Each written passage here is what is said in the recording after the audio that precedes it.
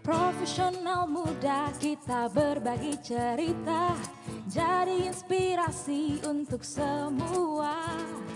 Ragam kisah tentang menggapai cita-cita, berkarya hanya untuk Indonesia. Indonesia Muda Club, Indonesia Muda Club. Yang muda yang bicara, yang muda yang berkarya untuk Indonesia. Hanya di Indonesia Muda Club. Ya, selamat datang profesional muda BUMN kita. Pada hari ini kita kembali di acara Indonesia Muda Club yang bisa dikatakan sebagai episode yang kelima. Dan inilah tempatnya teman-teman muda, para profesional muda untuk bisa bicara, menyampaikan ide-idenya ataupun menyampaikan apa yang telah dicapainya dalam pekerjaan-pekerjaan mereka sebagai profesional muda. Dan kali ini, hari ini, kita sangat beruntung karena kita akan berbicara mengenai produknya BUMN. BUMN ini punya produk dari hulu ke hilir, apa aja ada. Semuanya ada di BUMN dan kita bisa lihat apa sih yang menjadi unggulan-unggulan dari masing-masing BUMN. Kita mau ngomongin pertanian, kita punya produk pertanian. Kita mau ngomongin namanya pesawat, kita punya produk pesawat seperti PTDI. Kita mau ngomongin yang namanya tank, ya, mobil tank yang untuk militer, kita juga punya. Kita mau ngomongin mengenai produk emas, kita juga punya. Kita mau ngomongin, aduh semua deh, apa saja yang di produk Indonesia, itu hampir semua ada diproduksi oleh kawan-kawan di BUMN. Dan kali ini kita akan bertemu dengan beberapa teman-teman muda, profesional muda yang bekerja di beberapa bidang. Dan nanti ada 4 narasumber yang akan bergabung bersama kita. 2 ada menemani saya di studio. Dan nanti ada 2 lagi ada di lewat Zoom, ya, lewat mereka langsung lewat Zoom-nya dan bisa bergabung dengan kita. Dan yang pertama ada dari RNI, Indri Hatuti. Mbak Indri di bidang apa di RNI? Kebetulan saat ini saya ada di tim Sekor, Sekretaris Korporasi. Cuman untuk terkait food estate ini saya ada di tim intensifikasi percepatan lahan. Nah, ada namanya food estate. Pasti teman-teman bingung nih. Emangnya ada hanya perumahan aja punya real estate? Ternyata food juga punya estate-nya juga nih. Apakah bentuknya hanya untuk orang kaya aja atau gimana? Saya nggak ngerti juga. Nanti jelasin ya, Mbak ya. Oke. Kemudian yang hadir juga hari ini bersama saya dari Antam. Antam, ya benar. Aneka Tambang, Sarif Faisal. Nah, ini Sarif Faisal ini dari Antam, di Antam bidang apa, Rif? Saya diamanahkan untuk menjadi VP Corporate Strategy, Pak. Oh, strategik. Yes. Nah, Antam ini kalau teman-teman punya emas di rumah, orang tuanya coba lihat di rumah itu emasnya pasti dari Antam. Jadi hari ini cuma sayang sekali, sebenarnya saya menunggu nih apakah Sarif bawa contoh emasnya gitu. Ternyata nggak dibawa Rif? Enggak. Atau di kantong nggak ada? Iya, Nggak ada. Oke. Dan di lewat Zoom nanti kita ada 2 lagi, Bio Farma dari Bio Farma. Nah, ini Bio Farma. Ini siapa namanya Bio Farma? Herman Tritama. Ini adalah perusahaan lagi naik daun benar nih di Indonesia nih. Karena kita sekarang lagi corona dan mereka lagi mempersiapkan produksi vaksin. Ada bersama di Bandung ya? Di Bandung, Bang. Di Bandung. Kalau Anda di bidang apa di Bio Farma? Saya di bidang research and development. Oke, bagian research dan development. Nah, ini adalah kawan-kawan yang ini mungkin orang farmasi kali, ya? Itu, Bang, saya S1-nya biologi, S2 dan S3-nya farmasi. Ya, dekat-dekat lah itu. Iya. Biologi, farmasi ya, tipis-tipis. Oke. Kemudian yang keempat kita ada narasumber dari Pindad. Ini Rizka Putranto. Ini direktur loh, ini masih muda sekali. Rizka berapa Betul, ini ya? 34, Usianya? Bang. Hah? 34. 34 ada direktur di Pindad. Bayangin, Pindad ini adalah produk perusahaan BUMN kita yang memproduksi senjata. Saya udah coba di sana ada senjata, tembak-tembak itu enak banget tuh. Jadi saya temenin, Bang. ditemenin ya. Iya. Ada tank juga dan yang terkenal kemarin Maung ya. Betul Bang. Yang lagi naik daun Maung. Nah ini masih muda Siap. sekali. Direktur di Pindad. Direktur bagian apa? Strategi bisnis Bang. Strategi bisnis. Oke, ini mungkin biasanya kalau di Pindad tampangnya tampang militer. Kalau ini tampangnya wajahnya baik banget ya. Ini cocoknya dia melihara anjing. Ini kok melihara tang gitu ya.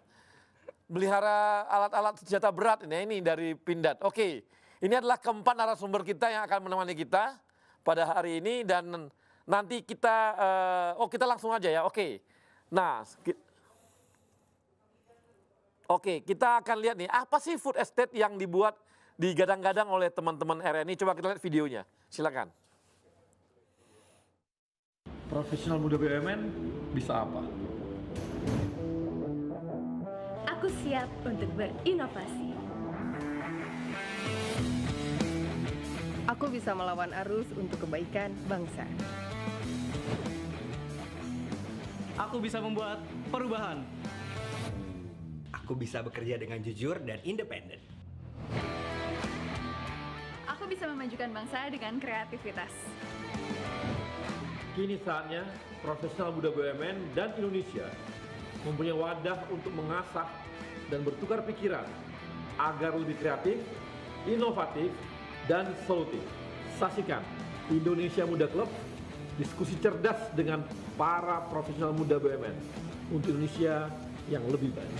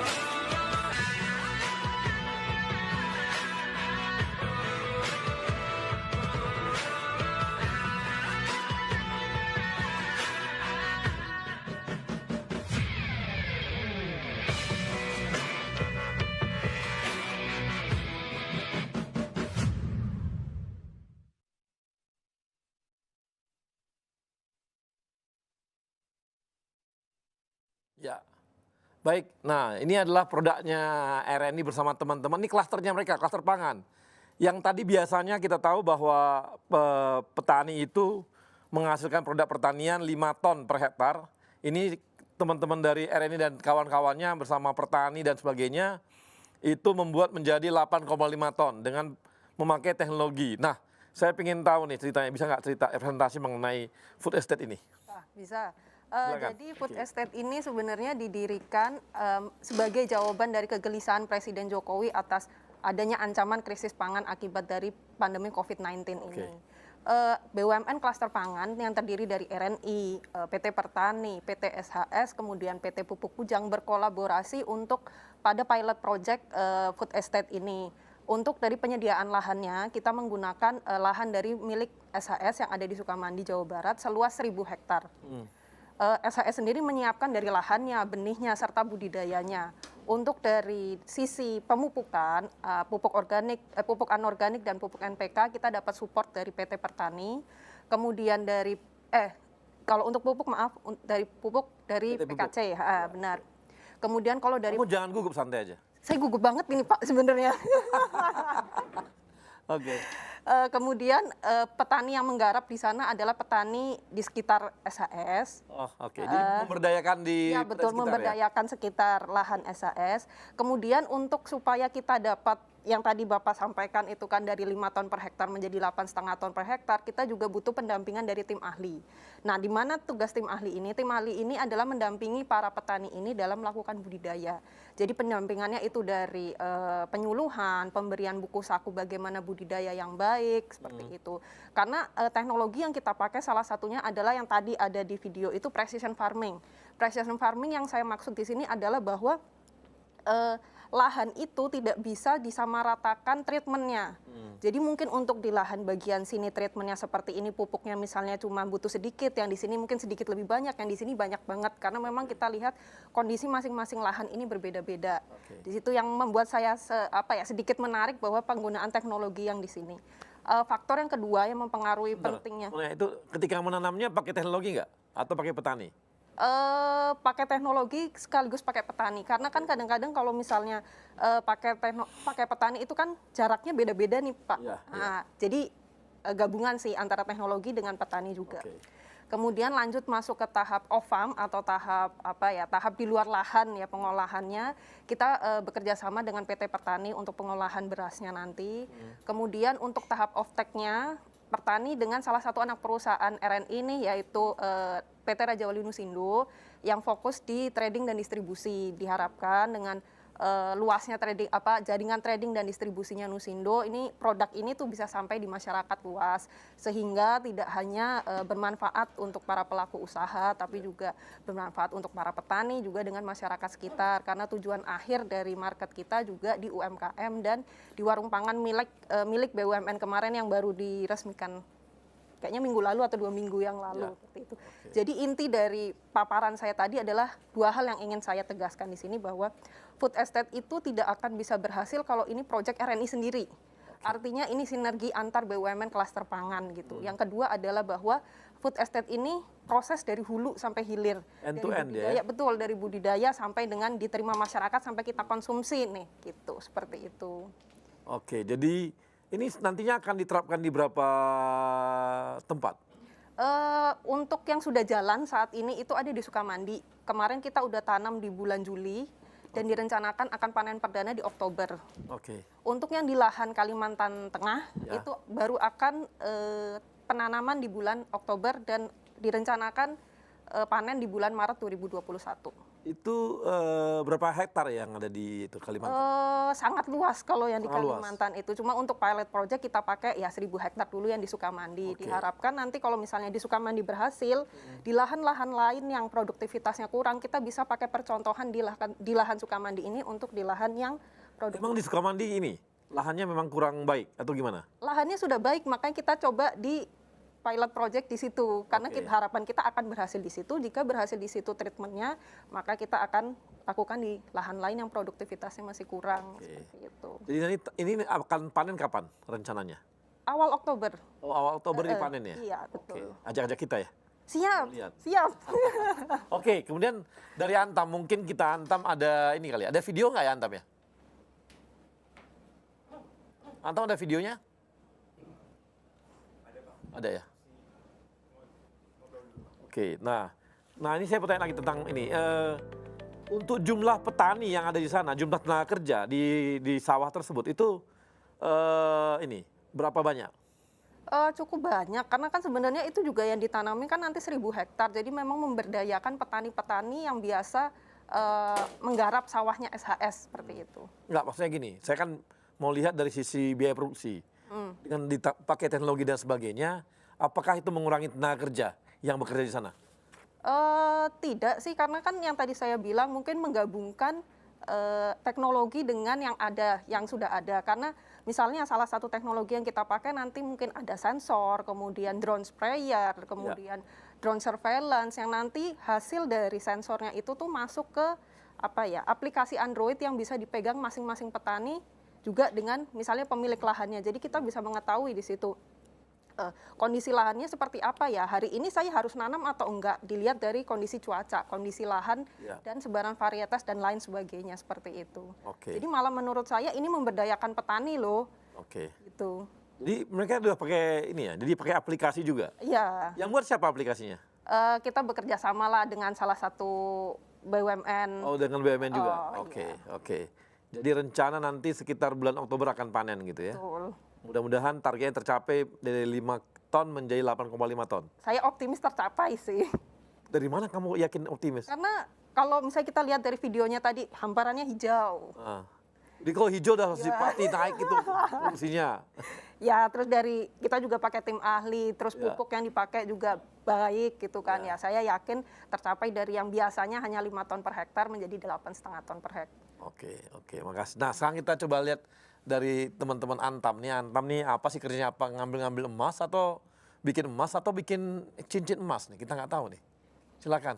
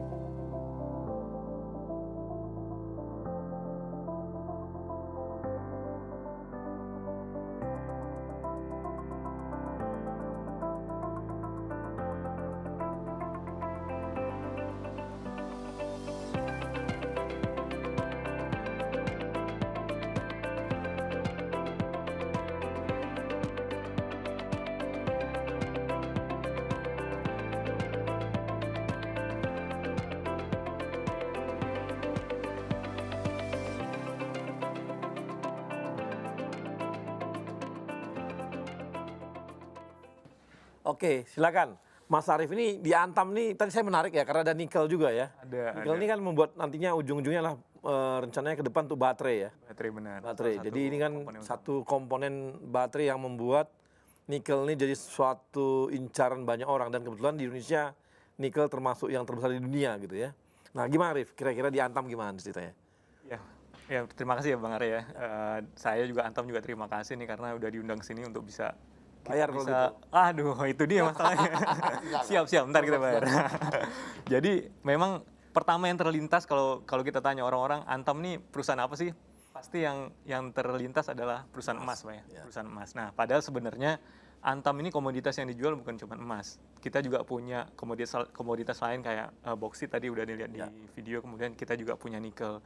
Bahkan kalau secara sumber daya, kan kita perusahaan tambang ya, sumber daya yang paling besar yang kita miliki itu malahan memang biji nikel, Bang Arya. Jadi, tapi nggak apa-apa, itu kan artinya menandakan bahwa brand emas kita ini, brand emas kami ini sangat kuat dan sudah diterima di pasar. Nah, nggak masalah itu. Jadi, cuman kalau memang kita mau lihat lebih jauh mengenai komoditas lain Antam ya, memang dari sisi kita mining company, tapi sebenarnya nggak murni kita nambang doang istilahnya, tapi kita juga dari hulu ke hilir, mulai dari eksplorasi, penambangan, sampai kita juga bikin pabrik pengolahannya, Bang Arya. Jadi untuk setiap stream ini, baik stream emas maupun boksit ataupun nikel, kita dari hulu sampai hilir kita jabanin lah istilahnya.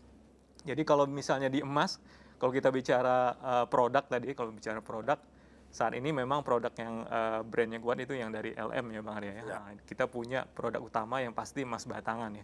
Emas batangan inilah yang dikenal. Oh, nggak buat cincin gitu enggak ya? Bisa juga. Bisa juga.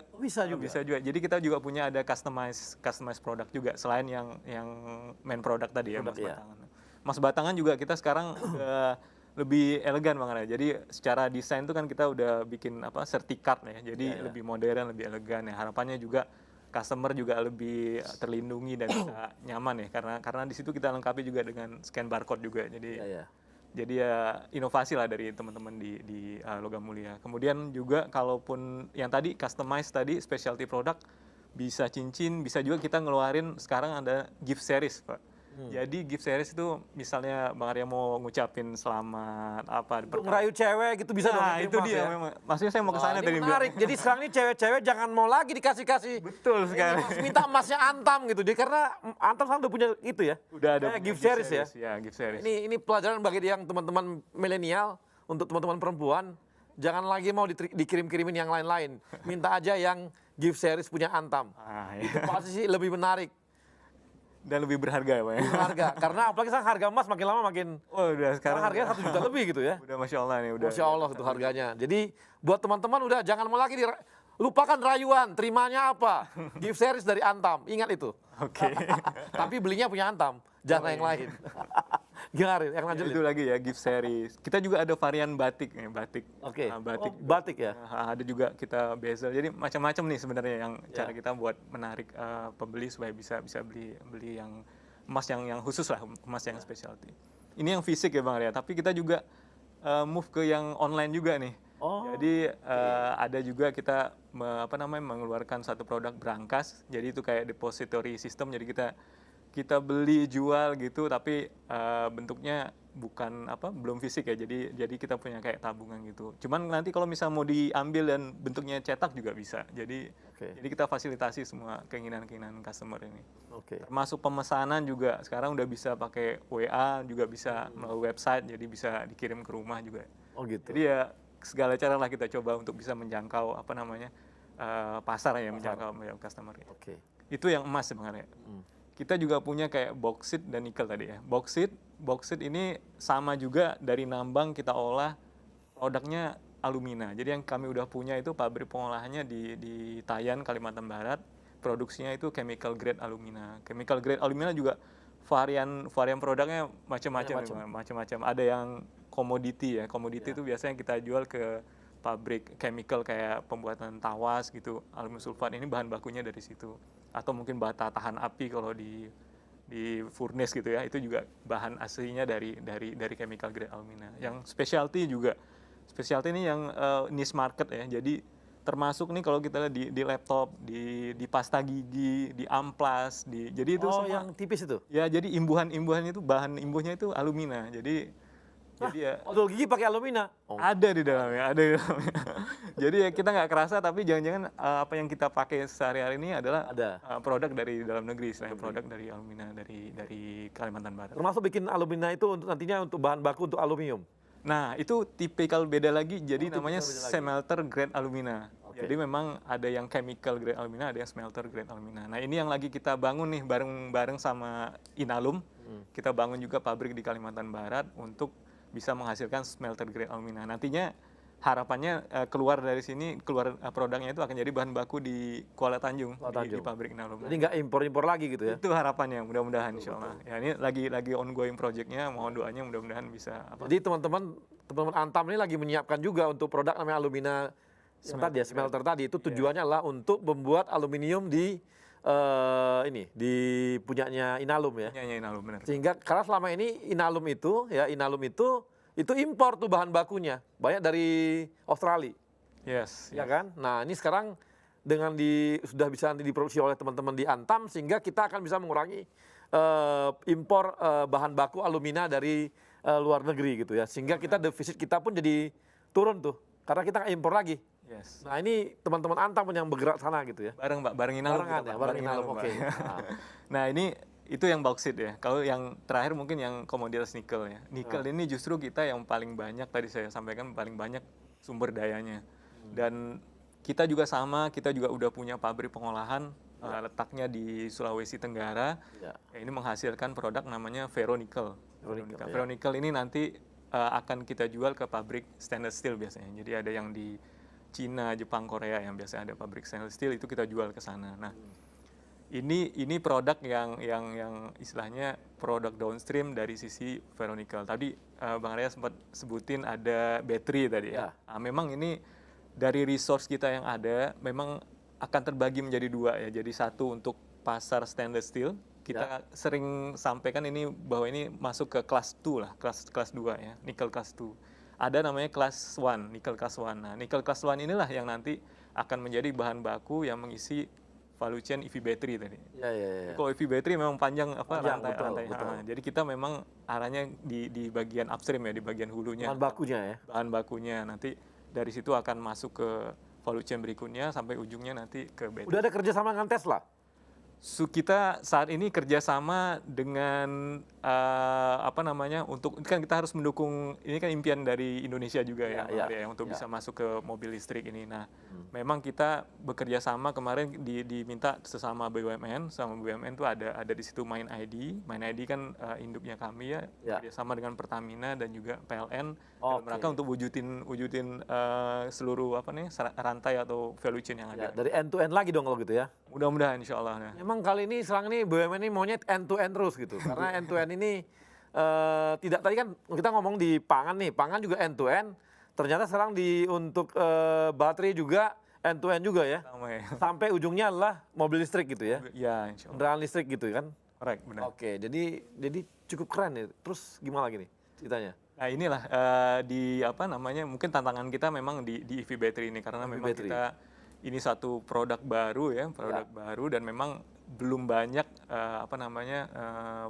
pabrik atau apa yang sukses dengan mulus di dunia ini. Nah ini adalah jadi tantangan juga buat kita, tapi juga kita ingin menjawab tantangan pasar karena market atau demand dari market kedepannya ini pasti di drive oleh EV battery ini. Jadi kita mau tangkap itu, kita tangkap peluangnya dan kita memang punya sumber dayanya sebagai kekuatan kita. Nah ini yang kita mau combine nih, kita mau combine. Oke Rif, terima kasih Rif. Nah, dan kawan-kawan tadi begitulah cerita mengenai Antam, produk-produknya bagaimana, ternyata banyak sekali yang ada di sekitar kita adalah produk-produk bagian dari Antam, kan gitu ya. Kemudian dari teman-teman dari RNI juga tadi cerita bagaimana mereka end to end bersama dengan klaster pangan mau membuat yang namanya food estate. Ini adalah jawaban mengenai kebutuhan pangannya Indonesia, apalagi tengah pandemi seperti ini, kebutuhan pangan semakin tinggi. Nah, kita akan kembali lagi setelah yang satu ini, nanti kita akan dengarkan lagi apa sih yang akan dipresentasikan oleh kawan-kawan dari Bio Farma dan dari Pindad. Oke, kita lanjut setelah yang satu ini.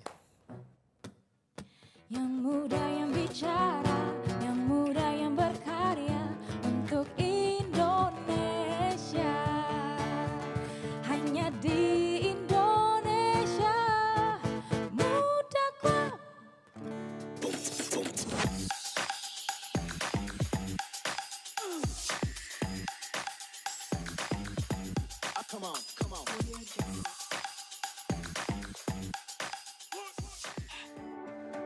Sebuah semangat baru dalam menghadapi tantangan di masa depan.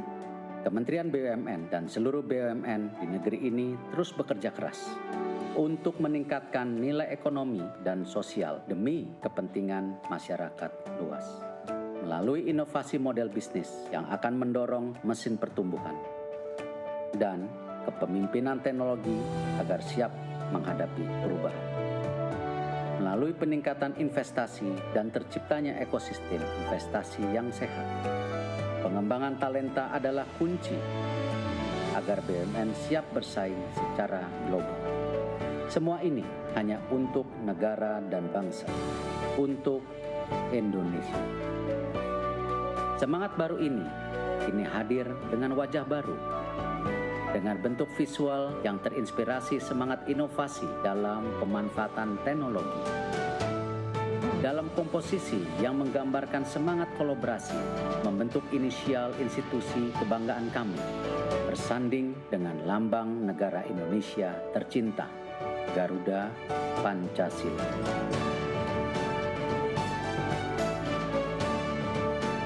Inilah wajah baru kami, Kementerian Badan Usaha Milik Negara Republik Indonesia, BUMN untuk Indonesia.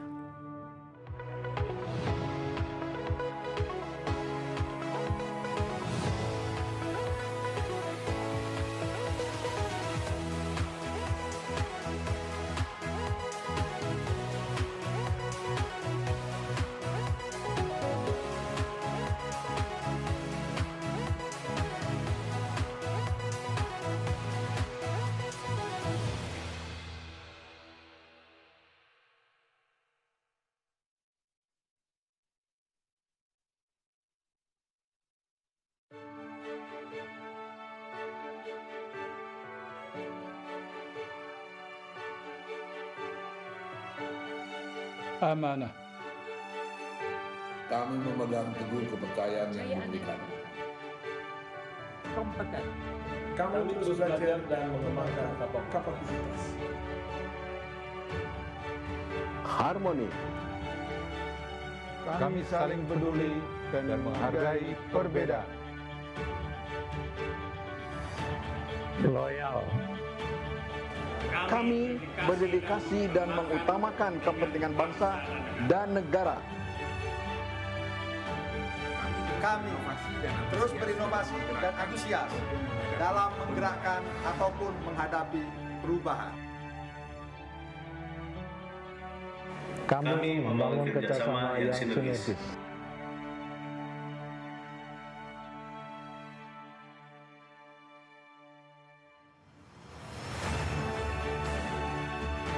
Kami siap bertransformasi mewujudkan akhlak BUMN. Kami siap memberikan yang terbaik dengan akhlak BUMN. Saya akan pimpin, saya akan kawal. Mari wujudkan akhlak BUMN untuk Indonesia.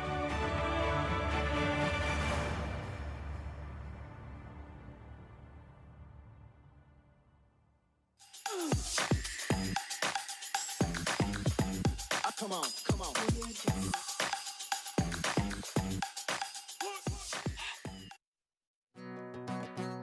Yang muda yang bicara, yang muda yang berkarya untuk Indonesia.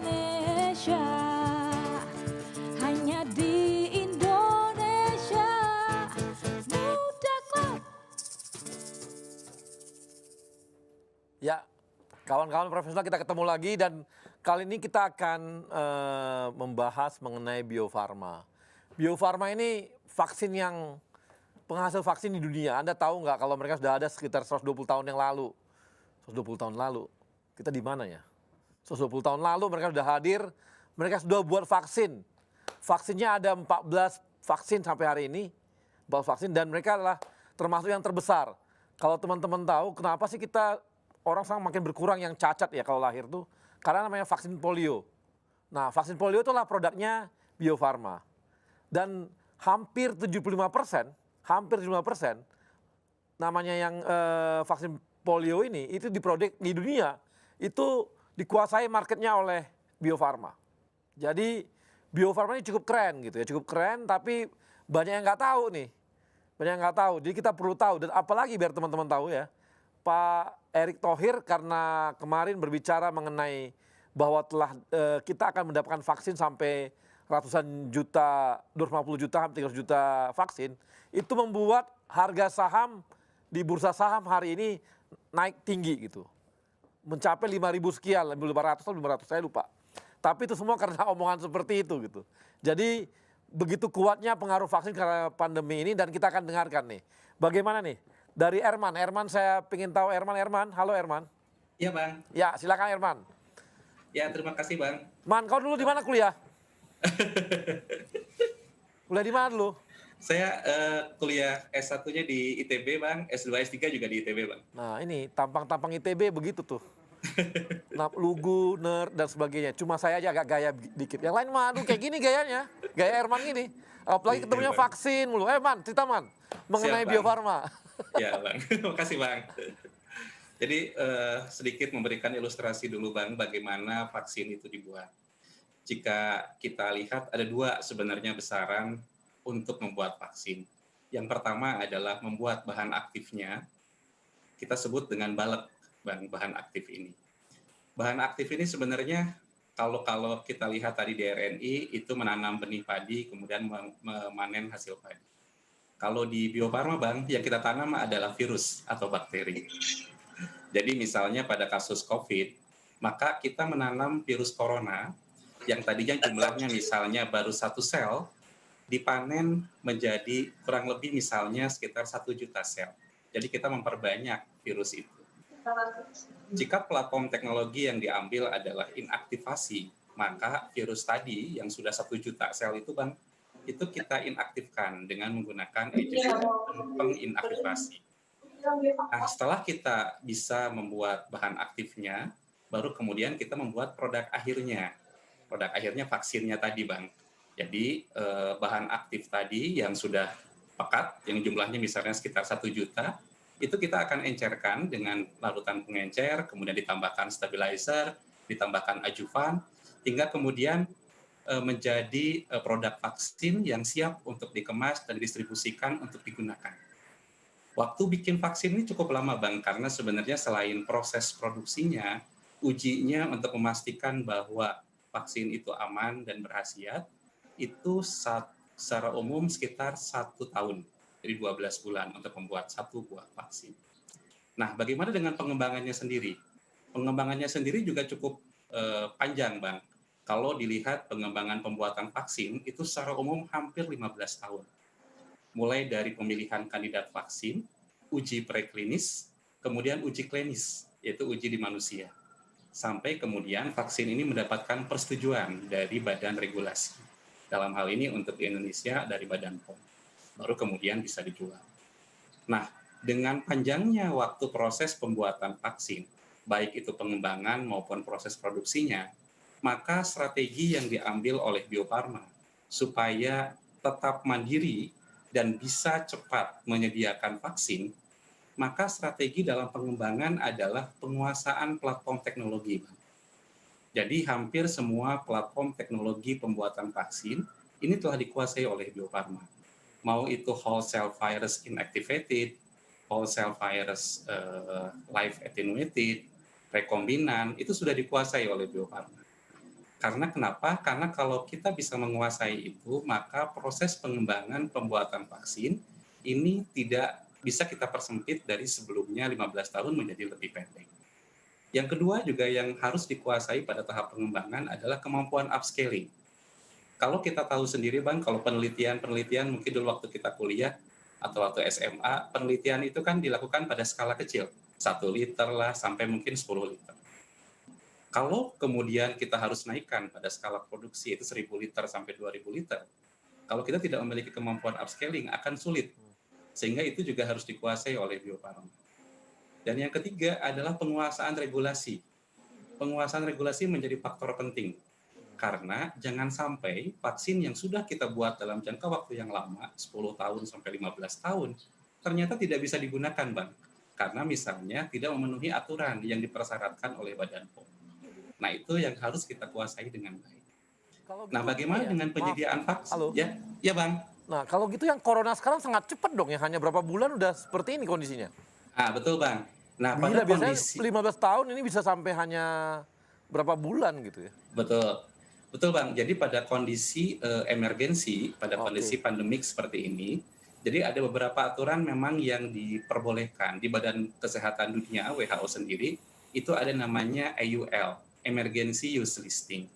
Jadi pada kondisi emergensi, memang pembuatan vaksin ini dipercepat. Jadi ada beberapa tahapan yang diperbolehkan untuk dilewati. Tetapi tentu tetap harus ada pembuktian. Makanya tetap harus ada uji klinis yang dipersyaratkan, Bang. Gitu. Nah tadi lucu juga ya, tadi dari 1 juta misalnya, dari vaksin itu baru diperbesar, diperbanyak di 1 juta. Itu apakah untuk melemahkan dia atau bagaimana ya? Nah, kalau pada konsep vaksin dengan platform seperti yang saat ini, yang whole virus yang inactivated, sebenarnya tujuannya adalah memperbanyak, Bang. Karena gini, karena kalau benih atau bibit itu kan mungkin kandungannya hanya 1 virus. Kalau 1 virus ini dibuat, kan langsung sekali pakai saja digunakan oleh pasien. Maka kita harus perbanyak. Nah, ini memperbanyak virus dari tadinya 1, misalnya 1 virus, menjadi 1 juta virus. Sehingga nantinya bisa dipakai untuk 1 juta pengguna, misalnya, Bang. Gitu, Bang. Nah, jadi kita memperbanyak virus. Jadi vaksin itu adalah virus itu sendiri sebenarnya? Betul. Jadi vaksin itu ada yang virus itu sendiri yang dilemahkan. Ada teknologi yang baru juga, Bang, yang dikembangkan oleh teman-teman kita juga, yaitu vaksin rekombinan. Jadi hanya mengambil bagian tertentu dari virus, kemudian diinsersikan pada misalnya pada ragi. Nanti ragi itu akan menghasilkan bagian komponen itu sendiri dari virus. Itu bisa memberikan efek kekebalan terhadap manusia juga. Jadi bisa virus itu sendiri, bisa bagiannya dari virus. Jadi Coba kita akan lihat coba videonya ya. Ada video dari Bio Farma, coba kita tayangkan dulu. Silakan kawan-kawan.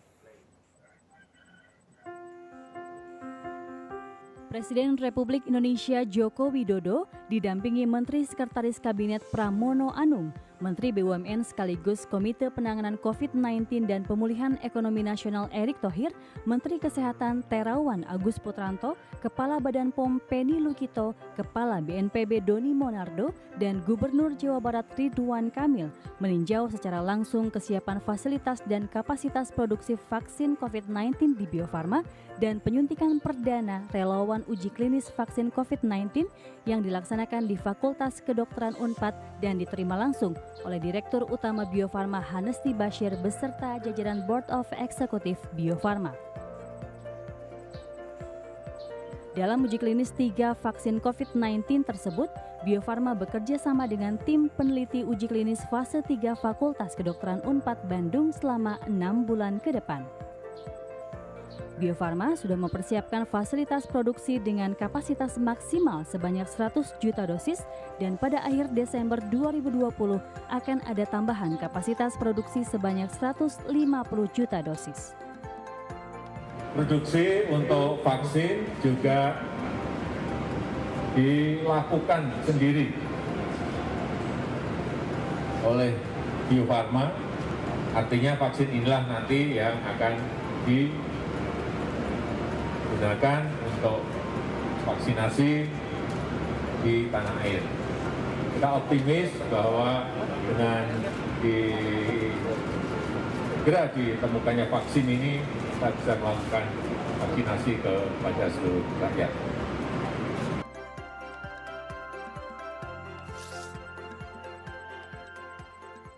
Ya, kawan-kawan, tadi sudah kita lihat bagaimana tayangan mengenai Bio Farma dan tadi presentasi dari Bio Farma dan ini merupakan quick win ya. Kalau kita bisa capai dengan cepat ya, awal Januari kita sudah ada vaksin dan ini satu harapan lah, ada hope ya. Selama kita ini kan kita nggak ada hope ya, apa nih hope-nya gitu ya.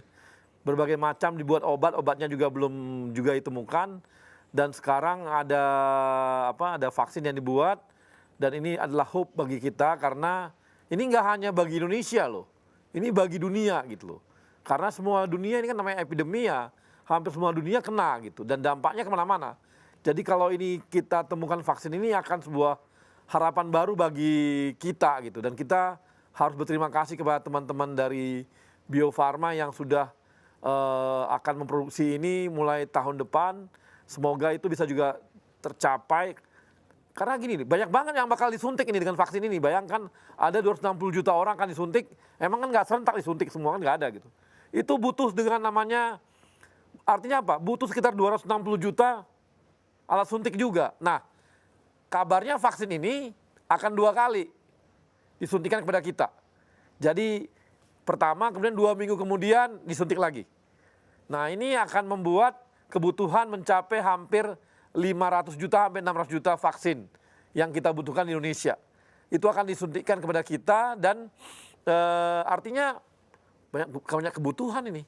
Jadi kalau teman-teman ini ya, siap-siap aja kita tahun depan kita akan disuntik vaksin semua nih dengan vaksin corona dan kita bisa kembali berproduksi secara new normal. Artinya new normal dengan cara yang kita, kan banyak hal yang dapat positif juga dari kondisi corona ini. Nah, oke, kita akan lanjut ke teman kita dari Pindad, Mas Rizka. Mas Rizka, tapi sebelumnya kita akan lihat video dari Pindad.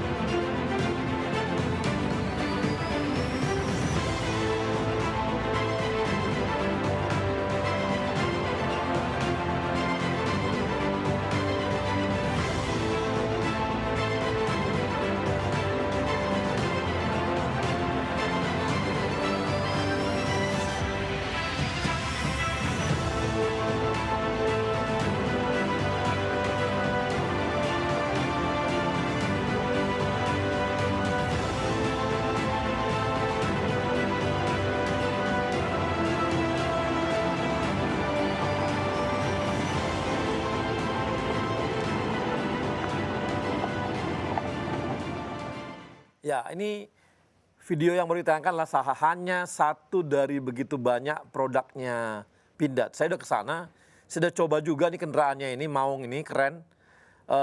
Berbatu-batu juga oke, ke lumpur-lumpur juga oke, 4x4, suspensinya mantap. Pokoknya keren lah. Jadi kalau mau punya pacar, mau jalan-jalan keluar kota, ke gunung-gunung, minta beli mobilnya pakai Pindad. Jadi cewek-cewek sekarang kalau ada cowok datang pakai mobil-mobil yang mewah dari Eropa dan sebagainya, lupain aja. Carilah cowok yang memang dia bawa Maung. Karena ini adalah cowok yang jantan, benar-benar gaya, gagah, dan laki-laki beneran. Karena sekarang banyak cowok-cowok tapi ya cowok. Ya Anda tahu sendirilah. Baik, kita akan dengarkan ya ada Rizka. Rizka mana Rizka? Rizka ini muda banget, baru 34 ya Riz? Betul Bang. Nah, ini dari 34 sudah ngutak-ngatik Pindad. Jadi coba silakan Riz, bisa cerita mengenai Pindad nih, gimana Pindad sekarang setelah bersama-sama Rizka nih? Baik Bang, terima kasih sebelumnya Bang. Pindad sekarang menuju arah transformasi yang baru Bang. Jadi mungkin dulu Pindad terlihat cukup bagaimana ya, military sekali. Memang kita masih selalu fokus di military. Namun kita sekarang akan merubah wajah kita, bertransform. Tentu masih military, namun kita akan mengembangkan banyak-banyak produk yang lebih varian. Pindad mempunyai ambisi untuk masuk perusahaan pertahanan global dunia 100 besar pada tahun 2024, Bang. Ini merupakan satu giant leap, satu langkah besar dan satu ambisi Pindad. Semoga langkah ini dapat terwujud, karena sangat bisa terwujud mengingat banyak sekali agenda dari pemerintah Indonesia, terutama di sektor pertahanan dan keamanan, dan juga di sektor ketahanan pangan juga, Bang, karena Pindad juga aktif dan involved di ketahanan pangan, sehingga dengan dua agenda besar pemerintah kita di bawah Pak Presiden Joko Widodo, yang berfokus pada pertahanan keamanan juga berfokus pada pertahanan pangan, Pindad akan selalu berada di bagian dalam pembangunan tersebut. Sehingga kita harus bersiap diri menjadi smart factory atau smart supplier, yang dulu kita lebih wait and see, sekarang kita lebih menjemput bola. Nah, dengan cara apa? Kita dengan cara terus berinovasi dan memberikan solusi-driven approach. Jadi solusi-solusi kami nanti sifatnya one bulk package, end-to-end solutions. Kita bukan hanya memberikan produk, namun kita memberikan services-nya juga, Bang. Jadi kita melakukan perawatan, kita juga melakukan maintenance, dan kita juga melakukan solusi-driven approach. Jadi ketika TNI membutuhkan satu sistem persenjataan, kita akan supply dengan complete package sistem persenjataan. Bukan hanya sepenggal-sepenggal yang mungkin kalau dulu kita lebih fokus seperti itu. Kurang lebih seperti itu, Bang. Oke, nah ini kalau Pindad ini sebenarnya sudah ada sejak tahun berapa ya? 2 abad yang lalu?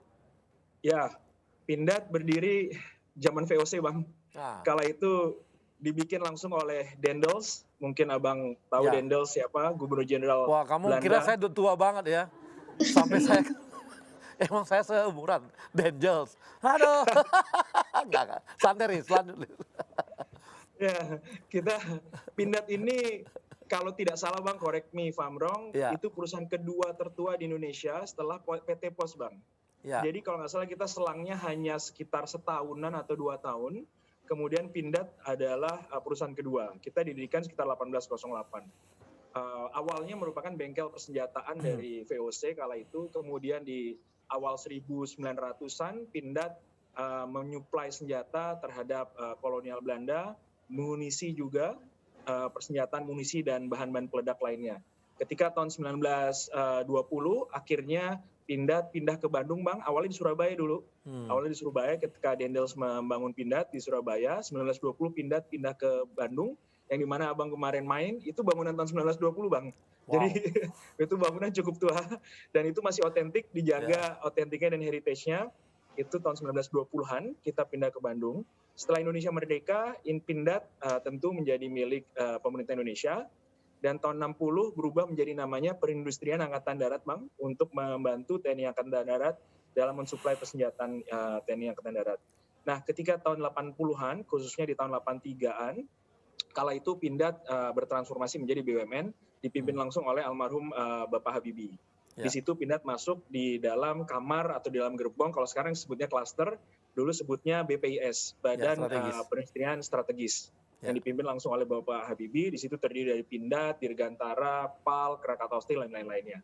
Dan nama Pindad sudah bukan menjadi Perindustrian Angkatan Darat lagi, namun menjadi PT sekarang, PT Pindad. Nah, hingga hari ini Pindad tetap eksis dan tetap berada dalam lokomotif pertahanan keamanan Indonesia, dan juga sekarang kita berada dalam lokomotif ketahanan pangan Indonesia. Oke, jadi supaya teman-teman tahu ya, jadi dulu itu Belanda itu untuk VOC itu persenjataannya, itu perang-perang itu diproduksi di Pindad, di Surabaya. Ya, Betul, Bang. Jadi kemudian kolonial Belanda kan setelah VOC kan dia perusahaan. Kemudian kolonial Belanda. Jadi ketika Belanda itu perang di Eropa atau perang di Afrika dan sebagainya, senjata dari Pindad kalau gitu ya. Betul, Bang. Itu yang tahun 1920-an itu. Nah, ketika buka pabrik di Bandung itu menyuplai senjata untuk Belanda sebagai kolonial, untuk menjajah dan segala macam, itu dari Bandung itu, Bang. Dari yang di Pindad sekarang ya, Bang, kemarin mampir. Jadi bayangin nih sebuah perusahaan kita punya ya. Ini dulu Belanda di produknya senjata-senjata dari Pindad. Jadi perang-perang itu semua dari Pindad.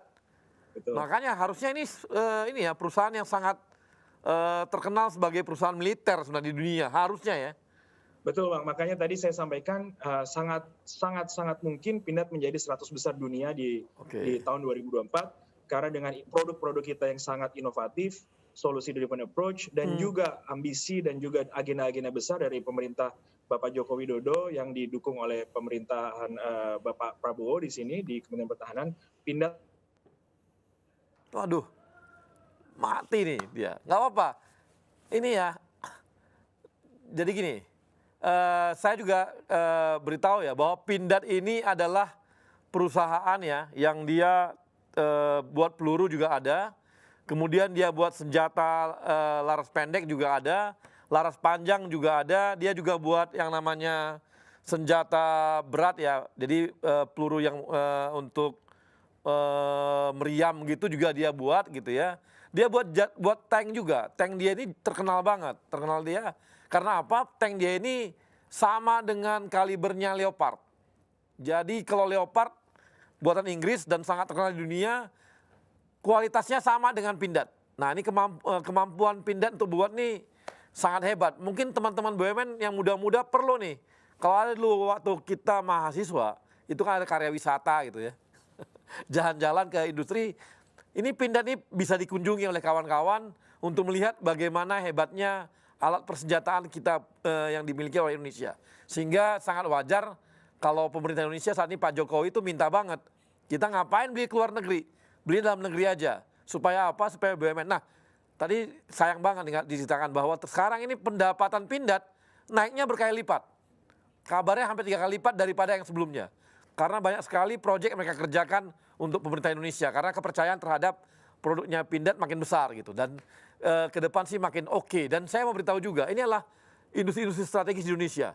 Setiap ada perubahan pemerintahan dulu ya, waktu zaman Belanda itu, ketika kita masuk kemerdekaan, itu dikuasai oleh Indonesia. Kemudian Jepang. Kemudian awalnya Jepang. Ganti pemerintahan masuk ke Indonesia, ganti lagi nih bosnya. Demikian juga setelah itu ada Belanda masuk lagi, diganti lagi Belanda. Begitu seterusnya, karena dianggap sebagai industri strategisnya. Ini nggak hanya oleh Pindad, di Bio Farma juga begitu.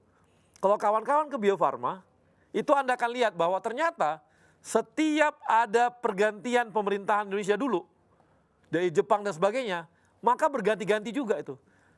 Jepang, kemudian kita merdeka orang Indonesia, kemudian masuk agresi Belanda, langsung dikuasai oleh Belanda lagi.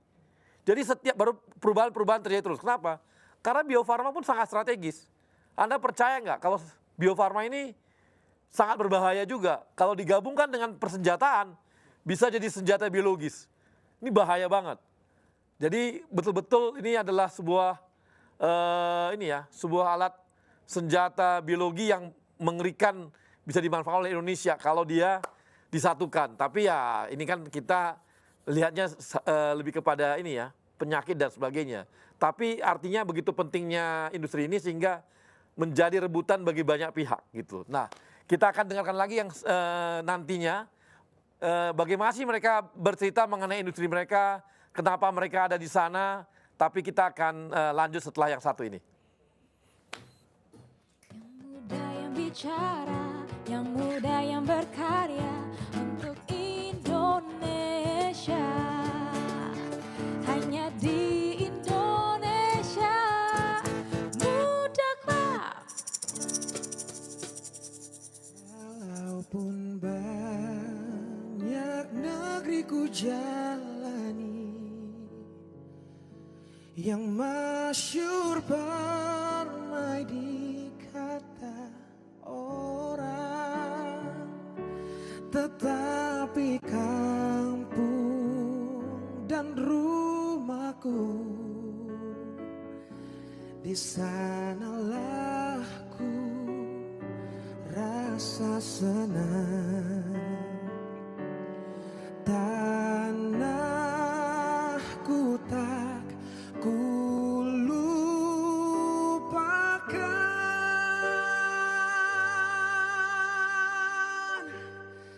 engkau ku banggakan.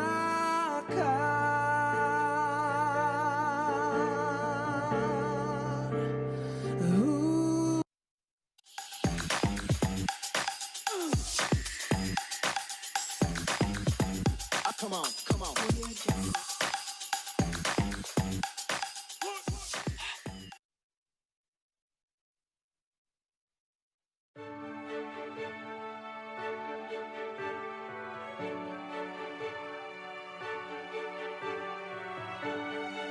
Amanah. Kami memegang teguh kepercayaan yang diberikan. Kompeten. Kami terus belajar dan mengembangkan kapasitas. Harmoni. Kami saling peduli dan menghargai perbedaan. Loyal. Kami berdedikasi dan mengutamakan kepentingan bangsa dan negara. Kami terus berinovasi dan antusias dalam menggerakkan ataupun menghadapi perubahan. Kami membangun kerjasama yang sinergis.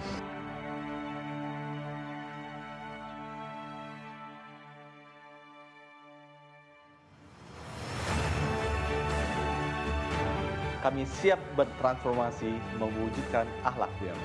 Kami siap memberikan yang terbaik dengan akhlak BUMN. Saya akan pimpin, saya akan kawal. Mari wujudkan akhlak BUMN untuk Indonesia.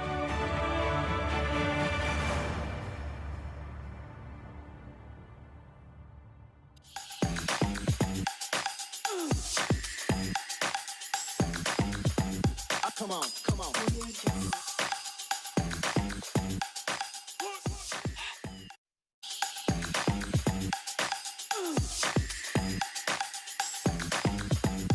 Come on, come on.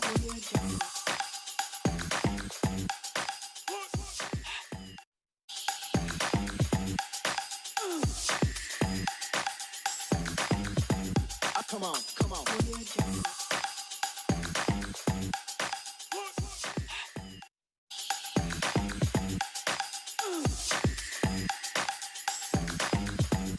Come on, come on.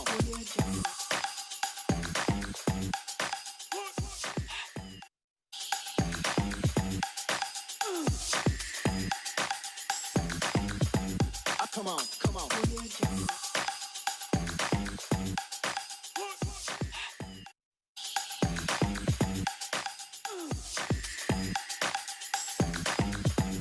Come on, come on.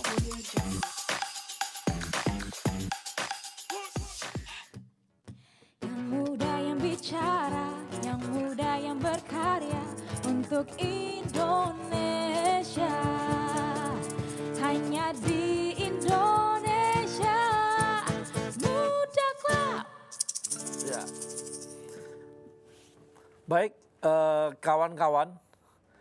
Terima kasih ya kepada teman-teman di Amarta Karya yang hari ini ada nobar rame-rame ya. Nonton bareng Indonesia Muda Club. Kemudian juga di Pindad. Nah ini mungkin karena dia direktur maka anak buahnya disuruh semua. Wajib. Enggak, bercanda. Tapi terima kasih kepada kawan-kawan Pindad yang juga sudah hadir untuk bergabung ya. Nah, saya ingin tahu nih, kita ngobrol-ngobrol lebih lanjut lagi. Saya ingin tahu dengan Sarif dulu nih, Sarif. Rif, bisa cerita nih, kenapa Sarif sampai masuk ke Antam, terus apakah memang karena anak tambang dulu, maksudnya Antam, aneka tambang, ya udah anak tambang, masuk tambang deh gitu, atau gimana? Ya, oke, berarti ini personal ya? Ya personal dong, kita mau ngilik-ngilik nih. Oke deh. Jadi berapa istri, berapa selingkuhan, oh bukan? Siap. Jadi memang bener ini Bang Arya, memang ya pertama karena memang kuliahnya di teknik pertambangan ya, jadi ya kita mau cari yang memang bisa mengimplementasikan apa yang udah kita pelajari, dan alhamdulillah Antam ini mau terima saya nih istilahnya untuk bisa bergabung, dan tapi alhamdulillah sekali saya termasuk bersyukur dan bangga bisa masuk ke Antam ya. Pertama karena Antam nih BUMN, bicara BUMN ya kita kerja bukan hanya setiap kontribusi yang kita lakukan kan bukan cuma buat perusahaan, tapi lebih jauh mau langsung nggak langsung kan pasti ke negara. Nah itu mungkin yang satu hal yang bikin saya tuh ya sampai sekarang ya, karena saya dari lulus kuliah sampai sekarang masih di Antam, masih di BUMN. Nah jadi kalau bicara produk keren asli BUMN ya saya produk aslinya, tapi kalau kerennya nggak tahu ya. Aslinya asli nih dari selesai kuliah langsung di Antam. Nah yang kedua juga uniknya Antam tadi karena dia punya beberapa komoditas dan itu membuat saya pengen ada pembelajaran gitu ya. Jadi pembelajaran buat saya karena pertama saya masuk di komoditas nikel, produksi nikel, kemudian saya pindah ke produksi alumina yang bauksit. Nah, sampai ke sini. Nah, itu juga Emang ada tantangannya kan, Antam itu kan tambang kan nyangkul doang itu. Iya. Cuma kan beda, satu nyangkulnya cangkul pakai kecil gitu, ini cangkulnya pakai besar, korek gitu. Emang ada yang menarik gitu? Oh iya. Nyangkul doang kok.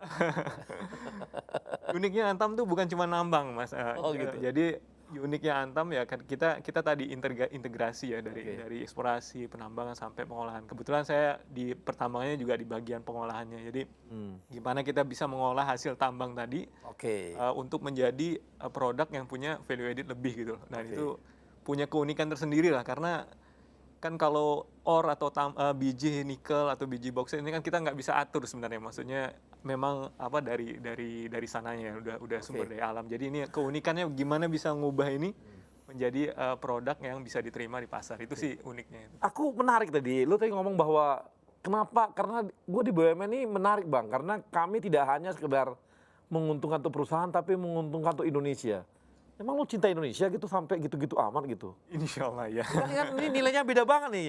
Yang kerja di BUMN itu adalah beda loh di BUMN ini kerjanya. Karena apa? Kami kerja betul cari uang. Kami betul untuk produksi.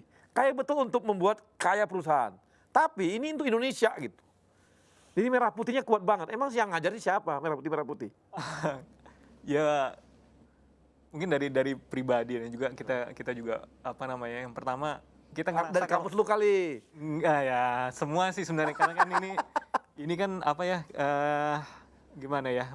Artinya kalau kita berasa di BUMN itu rasanya berasa jadi pejuang, Bang. Oh, jadi pejuang. Jadi walaupun kita nggak bawa senjata kayak di Pindad gitu kan nembakin musuh enggak, tapi kita pejuang buat negara ini ya. Inilah mungkin jalannya kita kan, bagaimana kita bisa memberi manfaat, sebenarnya itu sih poin kenapa kita hidup nih kan, kita mau memberi manfaat. Jadi nanti menarik nggak untuk ke depan tambang yang lu lihat nih, Antam ini bagaimana ke depannya, yang lu lihat menariknya gitu? Antam ke depan nih insya Allah ini kan kalau kita lihat sumber daya nih nikel kita yang banyak ya, dan juga permintaan pasar yang juga tinggi terutama di bateri ya, dan Antam ini mau ke arah sana istilahnya, mau jawab tantangan dari pasar itu. Saya yakin ini kedepannya nih kalau kita memang jalan semua proyek kita terutama di bagian nikel ini akan masa depan insya Allah cerah. Itu sih mungkin. Oke, makasih Rip. Saya mau ke ke kawan kita Rizka, ada Rizka dari Pindad. Riz, lu kok bisa jadi direktur, Riz? Gimana caranya, Riz? Apa yang lu lakuin sampai masih muda dulu, gimana sih? Lu sampai ke BCG, aku dengar sampai BCG dan sebagainya. Kok bisa gitu loh? Bisa cerita nggak tentang pribadi lo? Iya, sebelum di Pindad saya di Boston Consulting, Bang. Iya. Nah, kebetulan dulu itu Boston Consulting tim yang membantu Kementerian BUMN menyusun strategi klaster industri pertahanan Indonesia, Bang. Iya. Dan dalam perjalanan itulah terjadi diskusi dan komunikasi dengan para stakeholder, dan mungkin para stakeholder melihat ini is a good potential opportunity yang bisa kita unleash di industri pertahanan kita, dan juga selaras dengan tadi saya sampaikan agenda besar dari pemerintah Pak Jokowi untuk menguatkan pertahanan keamanan kita dan ketahanan pangan. Kurang lebih singkatnya seperti itu, Bang. Namun actually saya punya passion di history, Bang. I have a big passion di history and military, so Pindad is kind of my swimming pool, Bang. Gitu ya. Oke, nah tapi waktu di BCG lo memang ini sangat concern dengan pertahanan, industri pertahanan atau gimana? BCG Indonesia salah satu BCG yang mempunyai case study mengenai pertahanan, dan saya juga heavily sangat involved di tim itu. Gitu. Karena BCG di dunia juga sangat membantu beberapa strategi industri pertahanan baik di US maupun di Europe. BCG itu sangat involved, dan ketika di Indonesia ya alhamdulillah saya mendapatkan opportunity itu, dan akhirnya ya life took me here, Bang. Oke, terima kasih. Nah ke Erman, lu kok bisa ngurusin vaksin gitu? Vaksin tuh gimana sih? Sampai lu tertarik, lu kan dari biologi dulu gitu. Kalau farmasi oke deh gitu. Gimana? Iya, Bang. Jadi Bang, dulu sebenarnya waktu SMA kita nggak ada niat ya Bang ya, menjadi peneliti vaksin. Waktu SMA kan pengennya sekolah di sekolah negeri gitu ya, cepat kerja gitu ya Bang.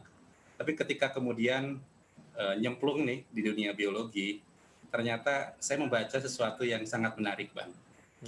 Ada pernyataan yang menyebutkan bahwa ada 2 intervensi utama yang mengakibatkan perubahan besar terhadap kesehatan dunia. Yaitu yang pertama adalah air bersih, dan yang kedua adalah vaksin. Nah, berdasarkan hal itu ternyata jadi tertarik Bang. Wah, ternyata vaksin itu merupakan sesuatu yang sangat berdampak luas. Bisa mensejahterakan masyarakat, baik masyarakat Indonesia maupun masyarakat global. Karena bisa mencegah dari penyakit. Gitu Bang sebenarnya asal mulanya, sehingga tertarik meneliti vaksin. Sekarang posisi sekarang di Bio Farma apa tadi? Senior manager di R&D Bang. Oh, R&D. Jadi lu dari awal masuk R&D terus? Enggak sih Bang. Enggak. Jadi waktu pertama lulus, saya sebenarnya tidak masuk Bio Farma Bang. Saya di swasta, kebetulan juga sama di R&D di pengembangan vaksin, tetapi animal. Oh, animal. Kemudian di tahun berikutnya masuk ke Bio Farma. Saya tiap 3 tahun berpindah Bang di Bio Farma, alhamdulillah. Jadi dari mulai produksi vaksin bakteri, pertusis, difteri, hingga kemudian ke R&D kembali. Oke, jadi alhamdulillah banyak pengalamannya Bang. Pengalaman di R&D gitu ya. Betul. Nah ini kira-kira lu mencapai sang senior manager ini dalam berapa tahun? Saya pada waktu menjadi senior manager itu pada usia 33 tahun Bang. Sampai sekarang senior manager terus? Iya. Wah, nanti saya ngomongin sama dirutnya deh, supaya cepat-cepat naik. Peneliti aja itu sih, lu sibuk sama vaksin mulu sih. Gak pernah ngobrol sama orangnya kali. Lu gak pernah ngobrol sama bos-bosnya, ngobrol sama vaksin mulu. Akibatnya begini lu jadi sibuk dengan vaksinnya. Siap, Pak. Ini ya, ini banyak tipikal peneliti ya begini. Mereka adalah orang-orang yang memang sibuk dengan penelitian, nggak pusing dengan karirnya. Yang penting apa? Yang penting gue lihat vaksin, gue langsung tertarik gitu. Langsung dia semangat total. Jadi setiap ada vaksin baru, jangan-jangan lu ini nih, apa namanya, langsung tertantang banget gitu. Betul Bang, tertantang. Kalau menghasilkan sesuatu yang bermanfaat tuh sangat menarik Bang, karena gitu bisa bermanfaat untuk masyarakat. Oke, ini adalah petarung-petarung di ini ya, petarung-petarung peneliti ya begini gayanya gitu. Nah, sekarang Indri nih, saya tanya Indri. Indri masih 28 tahun, masih muda sekali loh nih Indri ini. 28 tahun dan sudah di RNI. Nah, RNI sekarang kamu udah berapa lama di RNI? Kebetulan baru 3 tahun. Oh, baru 3 tahun. Ya. Baru 3 tahun sudah pegang proyek ini ya? Sebenarnya kalau pegang langsung enggak, karena saya sebelumnya di bagian keuangan. Kemudian mulai tahun ini saya kebetulan mendampingi salah satu direksi RNI yang kebetulan koordinator dalam food estate ini. Jadi saya pasti dibawa kemana-mana. Dari situ saya dimasukkan ke tim sekalian. Iya. Jadi akunting ngurusin sawah gitu ya. Terus kamu dapat apa? Gimana kamu accounting itunya gimana tuh? Padi-padinya gitu. Turun dari UGM? Betul. Langsung ke RNI? Betul. Jadi kenapa sampai milih RNI? Mungkin salah satunya ya seperti yang dijelaskan Pak Syarif tadi ya, karena salah satunya BUMN. Saya yakin ketika saya bisa masuk di BUMN ya mungkin saya bisa bermanfaat bagi banyak orang, tidak juga juga untuk negara sendiri. Oke, jadi tertarik dari ini kayaknya ini ya orang-orang BUMN ini semuanya berpikirnya bagaimana untuk bangsa Indonesia gitu ya. Akhlak. Merah putih banget gitu. Masih muda-muda aja udah merah putih banget nih, gimana seniornya nanti. Nah, kemudian tantangan apa yang kamu lihat bahwa saya di RNI nanti bakal begini deh saya gitu. Itu gimana tuh? Tantangannya sendiri karena sebenarnya RNI itu kan fokusnya di industri agroindustri gula. Betul. Sedangkan gula itu kalau kita lihat semakin kesini kan semakin sunset ya. Jadi mungkin banyak orang-orang yang mungkin mulai sekarang itu berpikir kayak mengurangi konsumsi gula gitu loh. Padahal sebenarnya gula juga banyak manfaatnya. Ada dari situ inovasi-inovasi itu terus kami lakukan di dalam RNI sendiri. Jadi bagaimana supaya kita memperkenalkan gula itu juga sebenarnya ada sehatnya loh. Bagaimana sampai gula bisa masuk ke masyarakat juga sehingga konsumsinya juga mencukupi untuk masyarakat. Oke. Jadi udah kebayang ya. Apakah mau jadi direktur keuangan atau bagaimana di RNI? Enggak. Setelah tahu food estate ini Mohon gimana? doanya. Masih pengen tertarik di finance atau gimana? Ya sebenarnya saya siap ditempatkan di mana. Kamu gaya pejabat banget gitu. Gaya politikus sih susah memang di BUMN nih. Saya siap ditempatkan di mana saja gitu. Harusnya kan ditargetin tuh mau jadi apa. Harus ditargetin, difokusin gitu kan. Kan begitu. Nah kawan-kawan kita juga hari ini kita punya pengumuman mengenai IMC Idol yang sudah diselenggarakan selama hampir 2-3 minggu. Ini adalah banyak sekali ini ya bahan-bahan yang masuk ke kami. Ini adalah menunjukkan semangat dari ada 90 lebih dari produk-produk dari teman-teman BUMN yang bernyanyi gaya-gaya idol lah ya. Nanti mudah-mudahan kalau nanti ini memang paling bagus kita akan usulkan supaya ikut Indonesian Idol aja kali. Mudah-mudahan sih ya. Kita coba lihat produk-produknya.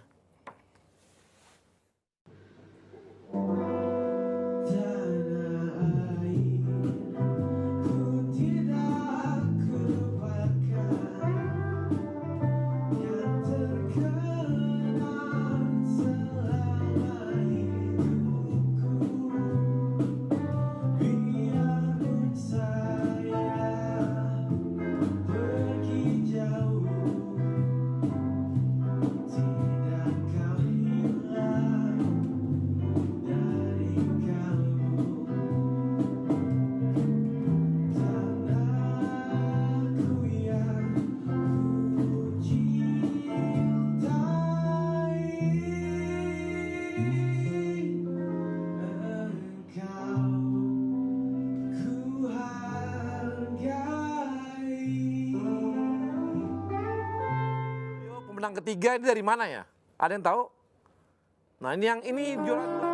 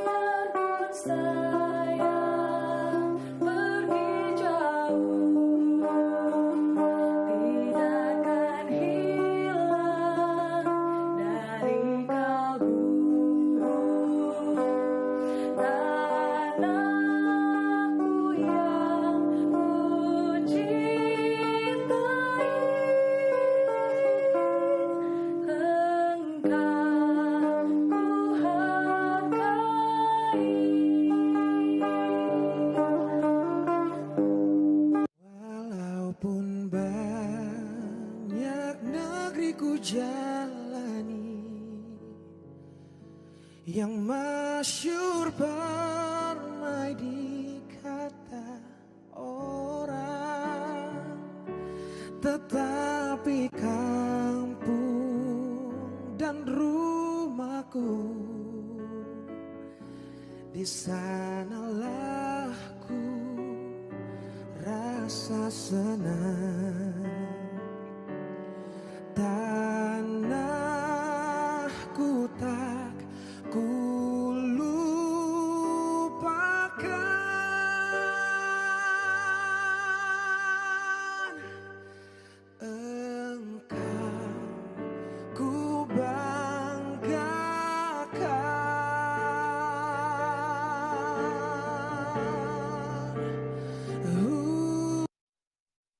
Oke, jadi tadi adalah para pemenang. Juara ketiganya adalah namanya Billy. Kedua Podung dari Pegadaian. Kemudian yang ketiga adalah yang pertama Hendra dari BNI. Ya, tetap juga orang Sumatera Utara yang menang. Jauh-jauh nyanyi ya, mereka-mereka juga yang nyanyi. Apakah suaranya terlalu bagus, saya nggak ngerti juga. Tapi kalau saya memang orang Medan yang suaranya paling jelek. Saya juga bingung kenapa saya nggak bisa nyanyi ya. Makanya saya nggak pernah merayu wanita pakai nyanyian. Karena suara saya pasti jelek. Jadi bagus saya merayu dengan gombal yang lain. Mungkin yang tadi pakai apa? Gift series. Pakai antam. Jadi kalau Anda suaranya nggak bagus, nggak bisa merayu, rayulah dengan gift seriesnya milik antam. Lebih hebat dan lebih mantap daripada suara yang baik tadi. Itu adalah gombalan paling mantap yang paling laku. Jangan lupa beli ke Antam ya. Nanti ada nanti ini butik-butik Antam silakan beli.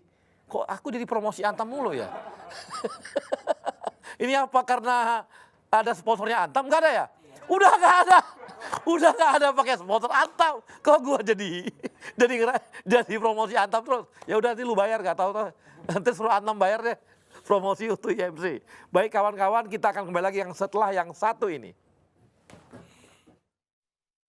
Bicara yang muda yang berkarya untuk Indonesia, hanya di Indonesia Muda Club.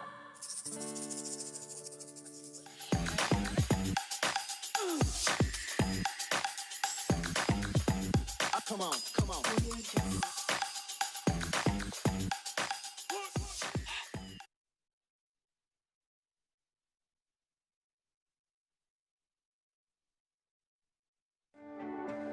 Sebuah semangat baru dalam menghadapi tantangan di masa depan. Kementerian BUMN dan seluruh BUMN di negeri ini terus bekerja keras untuk meningkatkan nilai ekonomi dan sosial demi kepentingan masyarakat luas. Melalui inovasi model bisnis yang akan mendorong mesin pertumbuhan dan kepemimpinan teknologi agar siap menghadapi perubahan. Melalui peningkatan investasi dan terciptanya ekosistem investasi yang sehat. Pengembangan talenta adalah kunci agar BUMN siap bersaing secara global. Semua ini hanya untuk negara dan bangsa, untuk Indonesia. Semangat baru ini kini hadir dengan wajah baru, dengan bentuk visual yang terinspirasi semangat inovasi dalam pemanfaatan teknologi. Dalam komposisi yang menggambarkan semangat kolaborasi, membentuk inisial institusi kebanggaan kami, bersanding dengan lambang negara Indonesia tercinta, Garuda Pancasila.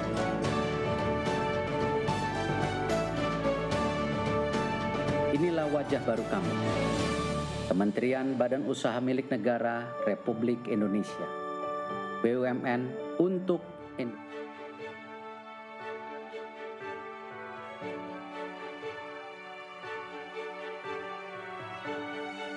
amanah. Kami memegang teguh kepercayaan yang diberikan. Kompeten. Kami terus belajar dan mengembangkan kapasitas. Harmoni. Kami saling peduli dan menghargai perbedaan. Loyal. Kami berdedikasi dan mengutamakan kepentingan bangsa dan negara. Kami terus berinovasi dan antusias dalam menggerakkan ataupun menghadapi perubahan. Kami membangun kerjasama yang sinergis.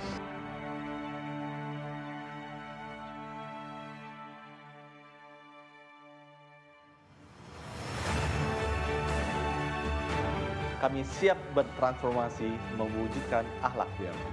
Kami siap memberikan yang terbaik dengan akhlak BUMN.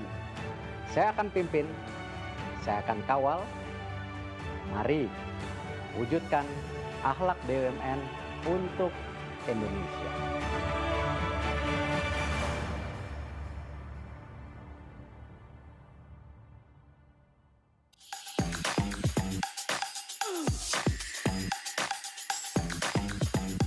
come on, come on.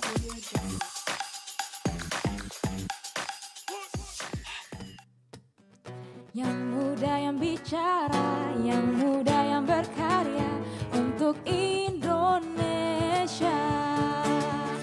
Hanya di Indonesia Muda Club. Ya, kawan-kawan, kita kembali lagi dan kita akan dengarkan pertanyaan dari kawan-kawan kita profesional muda. Yang pertama mungkin ini ada dari mana? Nesya dari PTPN 10. PTPN 10 ada di mana nih ya? Di Surabaya. Oh itu ya benar tuh, Surabaya. Ya silakan Nesya, kamu boleh bertanya. Ayo Nesya. Ya, selamat Ya. sore, salam kenal semuanya. Saya dari Perkebunan Nusantara 10 ada di Surabaya. Ada yang ingin saya tanyakan sih sebenarnya terkait dengan inovasi gitu ya. Kan sekarang banyak nih BUMN, mungkin ada 4 narasumber di sini yang mengeluarkan inovasinya. Pertanyaan saya adalah inovasi di BUMN tempat rekan-rekan semua ini apakah emang ada tim inovatornya ataukah emang murni dari karyawan seperti itu atau bagaimana? Nah, kemudian yang kedua adalah bagaimana sih inovasi ini itu bisa di-ACC oleh manajemen gitu loh. Ada step by step-nya nggak? Karena kan kita yakin juga bahwa anak muda di BUMN juga pasti banyak nih inovasi-inovasinya. Nah, mungkin ada upaya untuk bisa berkontribusi untuk perusahaan masing-masing. Seperti itu, Bang Arya. Oke, makasih Nesya. Nah ini pertanyaan klasik dari teman-teman milenial yang selalu takut-takut bahwa mereka punya inovasi tapi manajemennya nggak mau terima. Ini gimana nih kira-kira? Di teman-teman gimana? Mungkin dari kamu, Indri? BUMN kan memang selalu sebaiknya menggalakkan inovasi kan, seperti yang kemarin diadakan Kementerian BUMN yang Millennial Innovation Summit ya. Ya saya mau pamer dikit ya Pak, ya juara satunya adalah dari RNI. Tepuk tangan di rumah masing-masing. Kami mengusung tema pemanfaatan limbah tebu untuk biopackaging. Kalau misalnya tadi pertanyaannya apakah ada tim khusus, ya memang kami menggunakan tim khusus, tim inovator gitu ya dari riset dan development juga.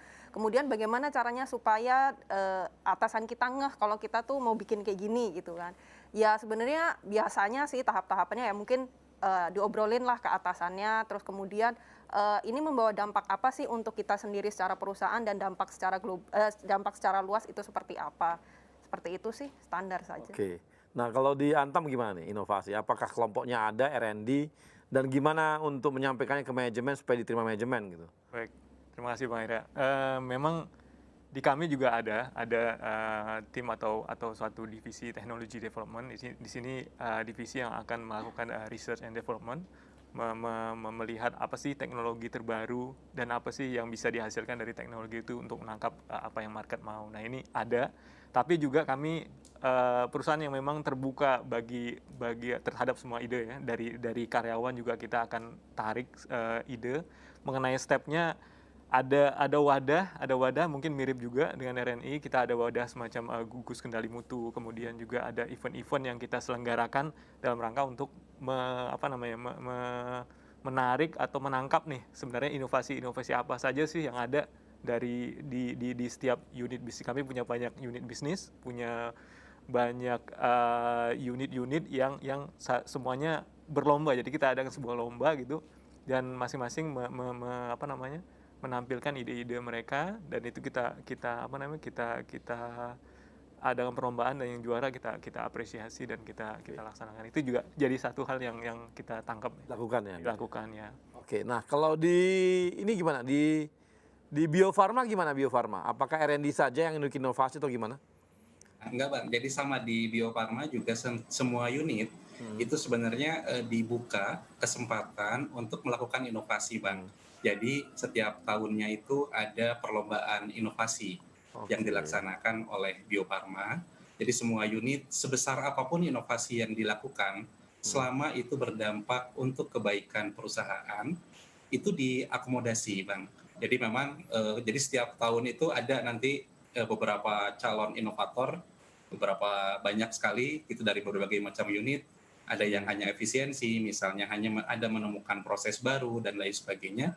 Semua diakomodasi, difasilitasi oleh perusahaan untuk kemudian diberikan juga reward yang cukup baik dari perusahaan. Oke. Gitu, Bang. Oke, di Pindad gimana, Riz?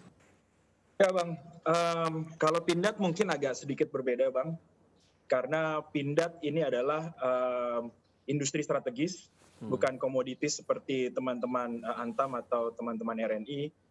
Kita sangat protektif industri yang diprotek oleh negara. Namun bukan berarti tidak ada inovasi, justru inovasi dari Pindad itu adalah business as usual Bang. Jadi itu keseharian kita selalu melakukan inovasi untuk dapat berkembang bersama Kementerian Pertahanan dan TNI kita. Nah ini sejalan dengan Renstra dan juga sejalan dengan doktrin TNI Bang. Kita harus bisa sejalan dengan Renstra dan sejalan dengan doktrin TNI kita dalam melakukan produk-produk inovasi kita. Nah kalau di Pindad kita ada satu divisi khusus Bang, namanya divisi inovasi. Memang mereka tugas dan fungsinya melakukan inovasi-inovasi. Teman-teman divisi inovasi itu bekerja sama dengan direktorat kami Bang, Direktorat Strategi Bisnis. Di tempat kami ini ada namanya divisi pengembangan bisnis. Nah, apabila teman pengembangan bisnis ini mengkaji, Bang. Jadi teman pengembangan bisnis mengkaji, melihat tren, melihat Renstra TNI, melihat global seperti gimana, kita ada usulan produk atau usulan solusi, kita diskusikan dengan teman-teman inovasi bersama kita memasak program-program ini dan produk-produk ini.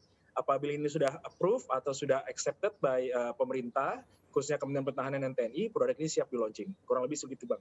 Oke, makasih. Jadi gitu ya Nesya ya.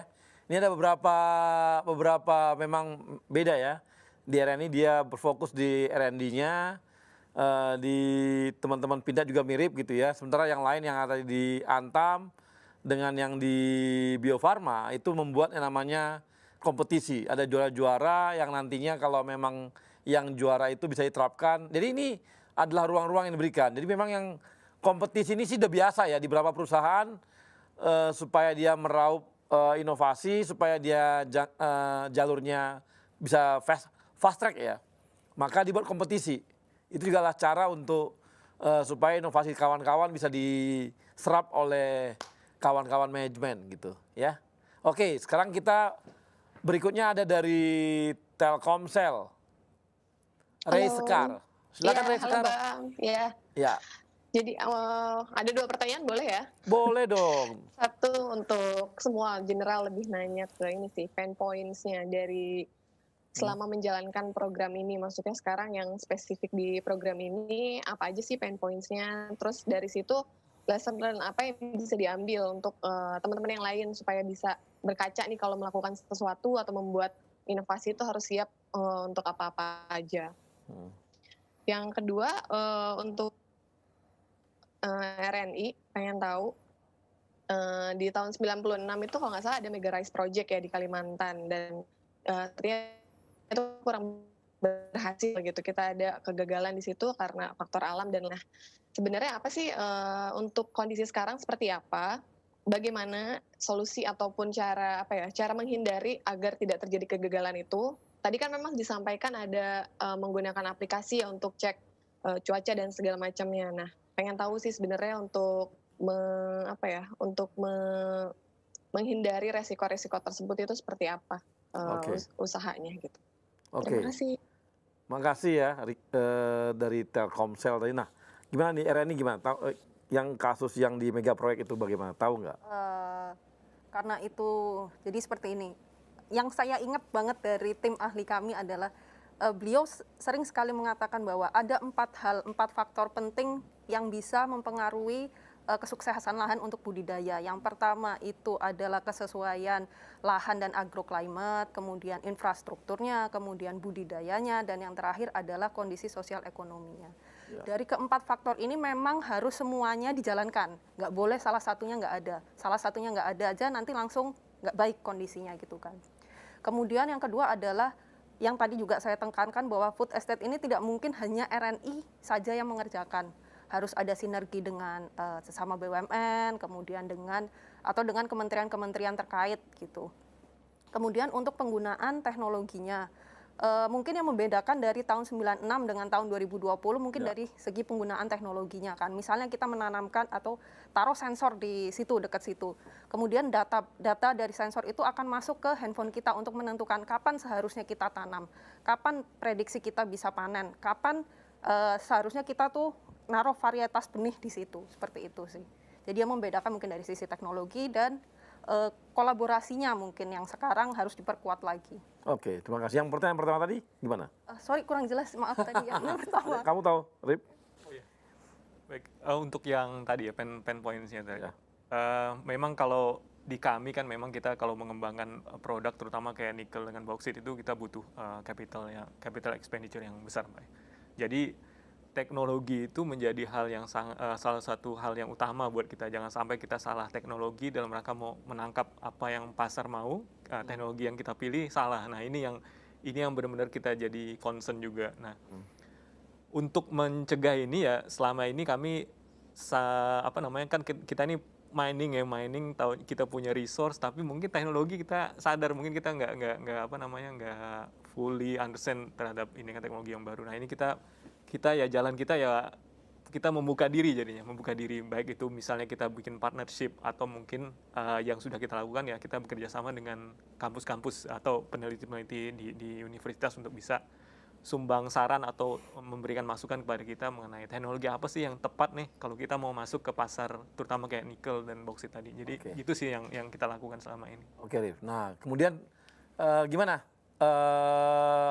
Tadi siapa? Rizka gimana? Pertanyaan dari Sekar. Sekar ini selebgramnya Telkomsel loh. Siap. Jadi nanti kamu kalau dijawab sama kamu jawab nanti Rizka langsung naikin di posting di IG-nya kamu langsung ngetop nanti. Bisa pansos, Bos. Jangan dong. Oke, pain points paling utama di industri pertahanan di Pindad khususnya adalah pembangunan ekosistem. Selama ini pembangunan ekosistem kita mungkin belum maksimal. Nah, inilah saatnya memang Kementerian BUMN dipimpin Pak Erick Thohir menggalakkan untuk pembangunan ekosistem, Bang. Nah, di sini menjadi satu pijakan industri pertahanan kita akan ekosistemnya menyambung end to end. Lagi-lagi tadi Bang end to end. Kenapa? Karena banyak komposisi produk-produk kita masih bergantung pada barang-barang impor, as we know. Similar situation-nya dengan teman-teman BUMN lain. Oleh karenanya Pak Erick dengan agenda kita harus membangun ekosistem, ini sudah kita mulai Bang dengan pembangunan ekosistem kita baik di hulu maupun di hilir. Terutama di hulu Bang yang menjadi kunci karena komponen-komponen hulu kita hampir 60-70% masih bergantung terhadap luar. Padahal produk awalnya dari hulu kita itu dari teman-teman Antam, dari teman-teman Freeport Bang. Contohnya tuh copper, nikel kita itu dari teman-teman itu, tapi diekspor oleh teman-teman, diolah oleh negara-negara maju, kita beli Bang barang jadinya. Nah, ini harapnya kita bisa membangun ini Bang, mulai dari produk hulunya Bang.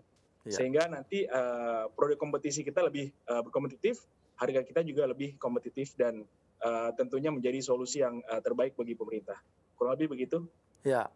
Nah, kalau di Bio Farma gimana pain point-nya? Kalau di Bio Farma begini Bang, seperti tadi disampaikan bahwa untuk bisa menghasilkan produk yang cepat atau menyediakan produk yang cepat itu kan butuh waktu yang lama. Nah, sehingga untuk bisa menyediakan secepat mungkin ada beberapa strategi yang harus dilakukan. Jadi yang pertama adalah tentu dengan partnership. Jadi kita mencari dari partner-partner kita yang memang sudah mendekati akhir untuk pengeluaran produk. Yang kedua, kita bisa dengan melakukan juga pembelian bahan aktif untuk kemudian diformulasi, filling, dan didistribusikan untuk pengguna. Yang ketiga, pendekatan yang dilakukan adalah joint development. Karena Bio Farma memiliki kapasitas dan kapabilitas yang cukup mumpuni untuk melakukan upscaling maupun produksi komersial, maka kita bisa melakukan joint development.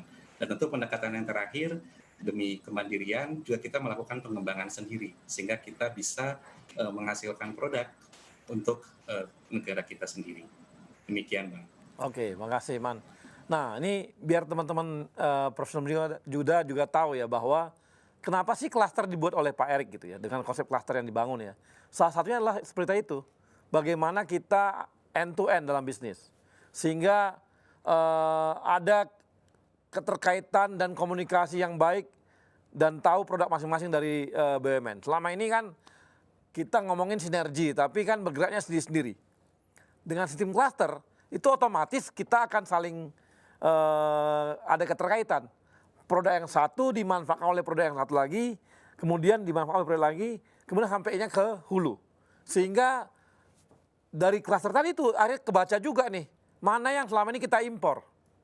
Mana yang kita selama ini impor, akhirnya ketahuan. Oh ini kita impor, ternyata kita punya produk ini. Hanya tinggal mungkin ada yang perlu ditambahkan added value-nya.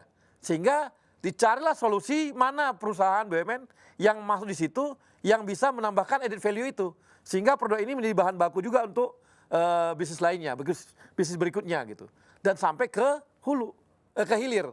Inilah cara kita, caranya Pak Erik untuk jangan lagi kita raba-raba nih. Selama ini kita raba, wah ini misalnya si A memproduksi bahan baku B gitu ya misalnya.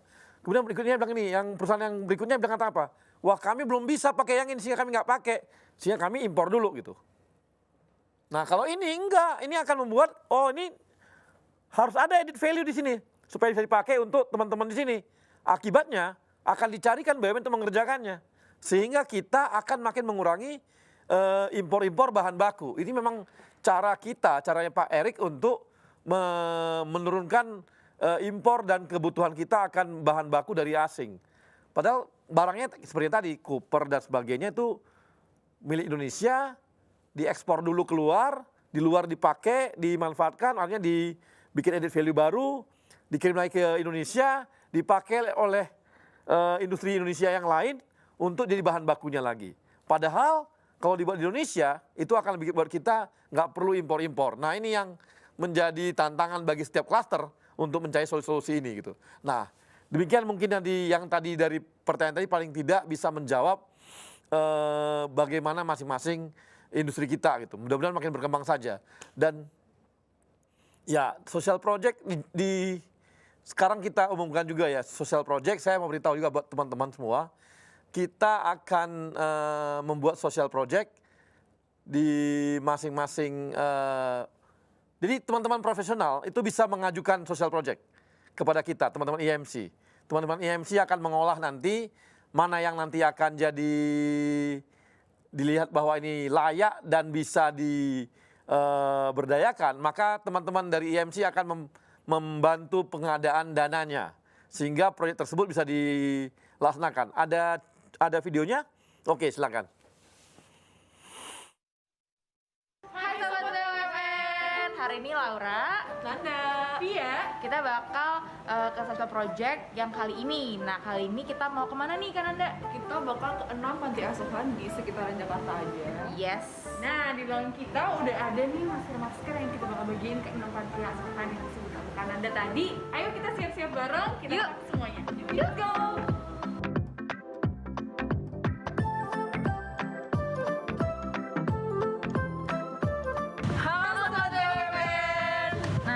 Sampai di tempat yang pertama, yaitu adalah Panti Asuhan Yayasan Triasi.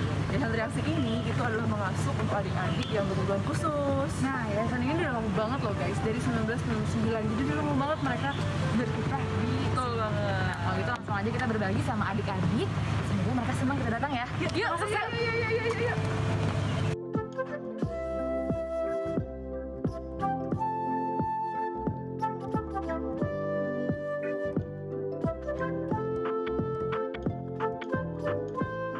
Terima kasih dari UMJ, BUMN Indonesia, Muda Club. Jadi hebat banget guys, ternyata anak-anak di sini itu di train melalui workshop merajut dan lain sebagainya, bikin kayak gini nih, kayak ini sarung tangan buat masak, terus ini juga ada kasat. Ini tenunannya susah loh. Terima kasih Indonesia Muda Club. Asik.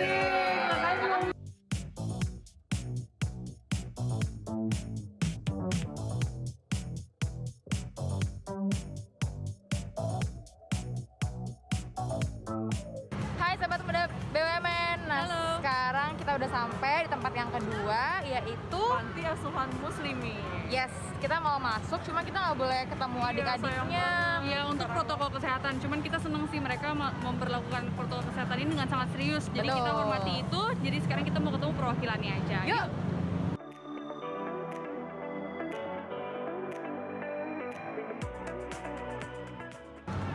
Terima kasih Indonesia Muda Club.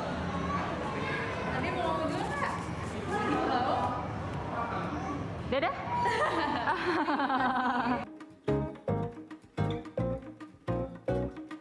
Oke guys, nah sekarang kita udah sampai di tempat yang berikutnya nih, dan kayaknya ada seseorang yang kita kenal ya ini.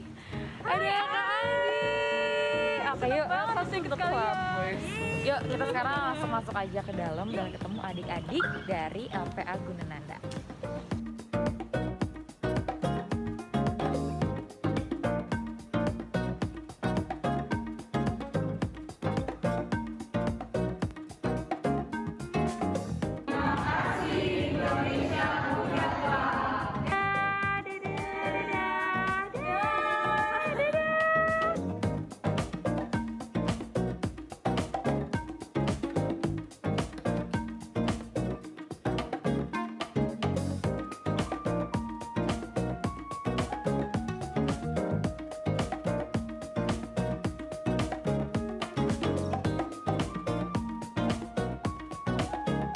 Terima kasih Indonesia Muda Club.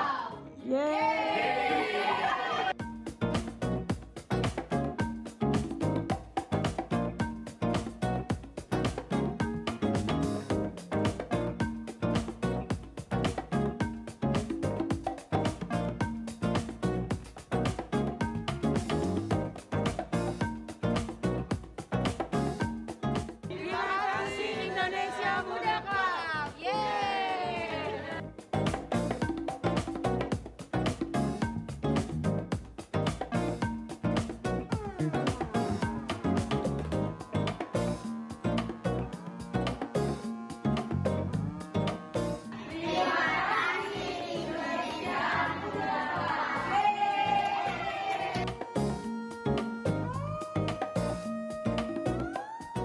Akhirnya kita udah selesai juga bagi-bagi sosial project di beberapa panti asuhan di Jakarta. Jadi kita kemana aja nih hari ini? Seru banget, kita tadi ke Yayasan Triasi, terus kita ke Yayasan Pondok Muslimin, Kita juga ke Yapindul, ke Gunananda juga, kita ke Bakti Mandiri dan juga ke Pondok Taruna. Ya betul. Jadi seru-seru banget ya ketemu adik-adiknya. Seneng banget, merasa terinspirasi sekali. Kita seneng banget bisa melakukan pengalaman. Dan mereka juga senang banget bisa dapat masker dari Indonesia Muda Club. Pengen banget balik lagi, tapi mungkin di next project selanjutnya kali ya. Betul. Amin. Nah kalau gitu mungkin kita pamit berdiri dulu. Terima kasih udah nemenin kita seharian ini kunjungi 6 panti asuhan di DKI Jakarta. Semoga bermanfaat dan berkah. Amin, amin. Amin. Kita ketemu lagi di next episode. Bye. Ya, teman-teman, tadi adalah proyek-proyek yang dikerjakan oleh teman-teman dari Indonesia Muda Club. Jadi kalau teman-teman di daerah atau dimanapun berada punya proyek untuk proyek sosial, silakan dikirimkan proposalnya ke teman-teman Indonesia Muda Club. Nanti akan diseleksi dan kalau nanti layak maka teman-teman akan diberikan anggaran biaya ya untuk mengerjakannya. Jadi ini tantangan bagi teman-teman, tidak hanya peduli dengan di pekerjaannya, tapi kita juga dorong untuk peduli dengan kondisi lingkungan sekitarnya. Karena kita ini BUMN ini tidak hanya membantu dari sisi sisi produksi ekonomi, tapi kita juga membantu dari sisi sosial sosial juga. Makanya nggak heran kan kalau Pak Erik itu akhirnya dipilih jadi ketua Satgas untuk penanganan baik corona maupun untuk penanganan pemulihan ekonomi. Jadi ini harusnya bagaimana pimpinan kita juga harus tiru juga. Jadi kita harus tiru juga di lapangan bagaimana kita di samping membangun ekonomi masyarakat juga membangun kondisi sosial masyarakatnya. Jadi silakan kirimkan saja proposal Anda ke teman-teman Indonesia Muda Club. Nah, dan kawan-kawan profesional muda, kita hari sudah sampai di ujung program dan kita tahu bahwa tadi kita sudah mendengarkan bagaimana ternyata produk-produknya BUMN itu produk yang keren-keren, yang berguna untuk bangsa, berguna untuk masyarakat, baik dari sampai level terbawah, tadi adalah pertanian dan sebagainya. Ada yang memang dia masuk ke hal-hal industri seperti dari Antam gitu ya, berguna untuk industri. Kemudian juga ada yang berguna untuk kesehatan seperti teman-teman Bio Farma yang menghasilkan vaksin dan buat kita orang-orang Indonesia jadi sehat. Kemudian juga ada bagaimana produk-produk kita adalah produk pertahanan yang tidak kalah dengan produk asing lainnya. Dan ini adalah sebuah kebanggaan bagi kita karena telah bekerja di BUMN. Sekali lagi, sampai ketemu di episode yang mendatang. Terima kasih kepada kawan-kawan Goyak. Terima kasih juga teman-teman dari sponsor yang telah membantu kita, yaitu dari Bio Farma dan dari RNI. Dan kita harapkan, kita tunggu dari Antam. Karena dari tadi kita promosi terus mengenai Antam. Sampai ketemu lagi di episode mendatang.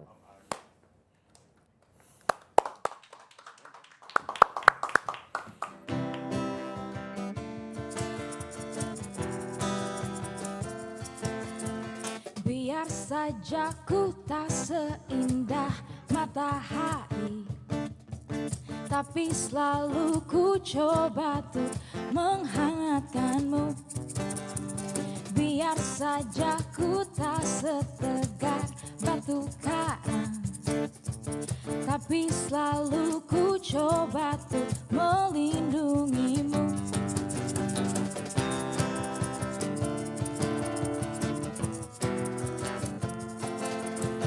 Biar saja ku tak seharum bunga mawar, tapi selalu ku coba tuh mengharumkanmu. Biar saja ku tak seelok langit sore, tapi selalu ku coba tuh mengindahkanmu. Ku pertahankan kau demi kehormatan bangsa. Ku pertahankan kau demi tumpah darah semua pahlawan-pahlawanku.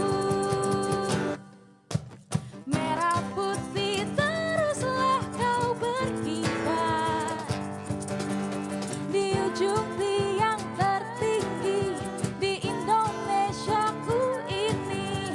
Merah putih teruslah kau berkibar di ujung tiang tertinggi di Indonesiaku ini.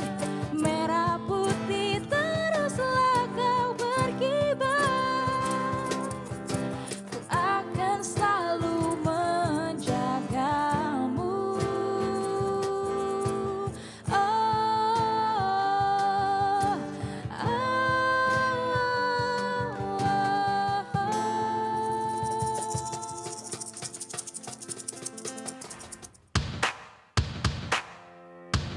Untuk nusa dan bangsa, untuk tanah air kita, kami lahir dan hadir, besar dan kuat bersama. Memakmurkan negeri, kibarkan merah putih, membawa sejahtera Indonesia jaya. Satu gerak, satu langkah, bahu membahu tanpa lelah, untuk insan Indonesia berazas Pancasila. BUMN hadir untuk negeri,